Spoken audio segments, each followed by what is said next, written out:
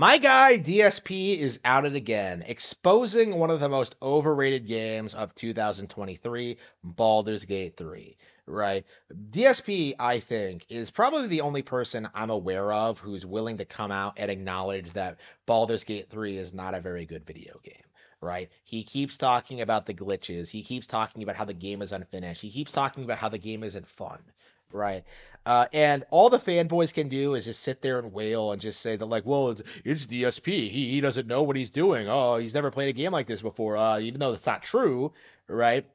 Uh, DSP knows very well what's going on here with this game. This is someone who plays a lot of games, more games than you ever will, right? This is someone who knows what he's talking about. This is someone who is an expert on these kind of games. This is DarkSydePhil, one of the most well-renowned, most accredited video game let's players on the planet, right? If he tells you a Western RPG is bad, you know it's bad, right? Like if even DSP doesn't like it, especially if it's making him money, like you really do know that the game isn't that good.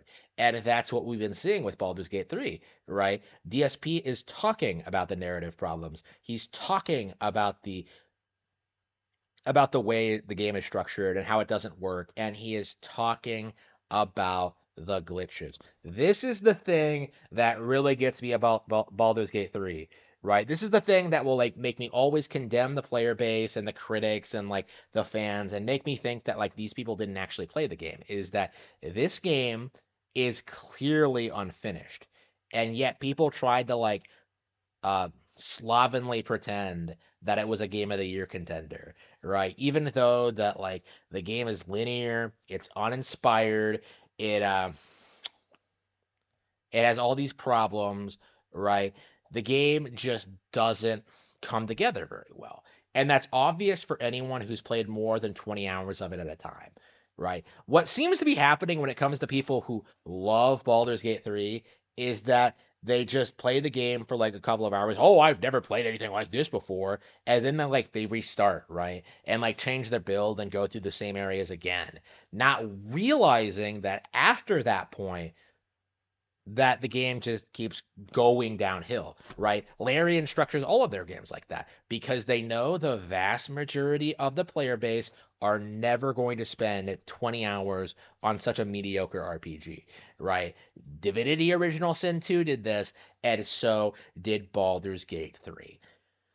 Right. And for those who actually get past Act 1, like you start to realize that like, how bad the game actually is. You start to realize how degenerate it is, how uninteresting the characters are, and how like broken and unfinished like the system actually is, right?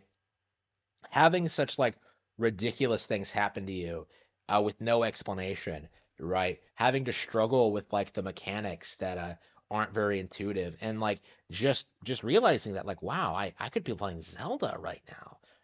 Like Zelda is longer, has more stuff to do, has more content, has a bigger open world, has a better story, better boss fights, better challenges, better mechanics. Like, I could be playing that instead of Baldur's Gate 3, right?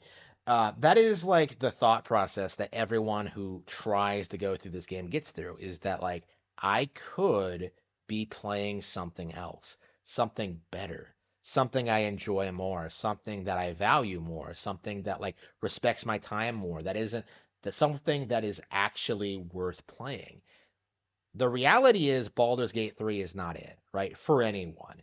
Anybody who says Baldur's Gate 3 is the game of the year 2023 or one of the best games ever made or one of their favorite games of all time is deluding themselves, right? This game is full of problems that go completely unaddressed by the community. And right now, we're kind of in this phase where people are in denial, right? Larian and Hasbro have broken up. They will not be finishing the game. They will be not giving it any expansions. They will not be producing a sequel. And what are these people doing? Oh, Larian doesn't need D&D, the biggest brand of its kind on the planet. Larian is so big that they're going to succeed no matter what they do after this. Wizards of the Coast is just holding them back. They're bigger than D&D now. Cope and See, without D&D, Larian has nothing, right? Without that appeal, without like the built-in setting, without like the audience for it, like people are just going to be stuck with a mediocre RPG that nobody wants to finish, right? That is the current situation at Larian right now. They are in the same position that CD Projekt Red was in when they had to abandon The Witcher because there was no more content to adapt, and they had to go to the Cyberpunk 2077. Like that was too awkward of a pivot for the developers and for the fans, and the game completely failed. It's gonna be a repeat of what happened with BioWare. Going from Knights of the Old Republic, which is a genuinely good game for what it is, to the mediocre, overhyped Mass Effect, and then of course to like Anthem and Mass Effect Andromeda. For those of you who still delusionally believe that Mass Effect 3 was a great game, the Mass Effect trilogy were great games. They weren't. They very much were with the Baldur's Gate 3 of the time of their time, I would say.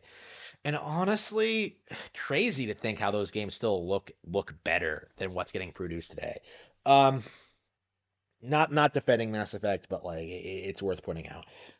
You see these video games. You see these attempts at pretending these games are worthy of your time and attention, and you realize that like yeah, there's nothing good on consoles that aren't from Nintendo, right?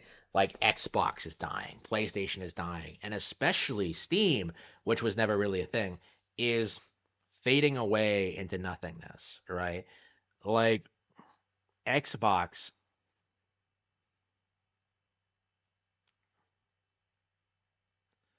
like these companies are just not competitive with the real icons in gaming, right? We're at the point now where like Princess Peach is showing up all these companies, all these brands without even trying. How long have these people been insisting that like we need a strong female lead in games, we need a strong female character, we need a girl core game, we need something with a good female character. Okay, here comes Peach. you know, like she destroys Tomb Raider, she destroys like Aloy, Horizon Mini On, she destroys Stellar Blade, mediocre ass, I suppose we should call it now. She destroys all of that without even trying by being a better video game. That is the reality of the situation, right?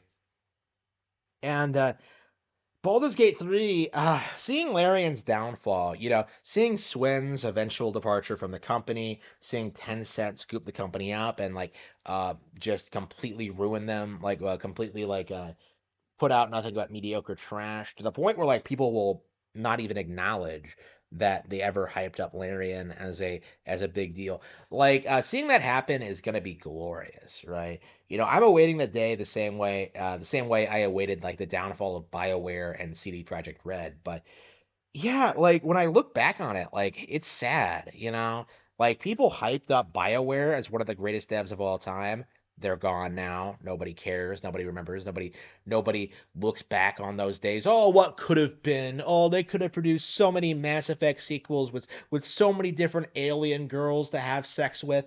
Like, oh, BioWare was the best ever. Again, it's going to be the same thing with Larian, right? They're going to go the way of the dodo, and nobody is going to notice or care because they are going to hype up the next shiny Western RPG studio that is propped up by developers in a desperate attempt to continue this facade that the Western video game industry is competitive with Nintendo.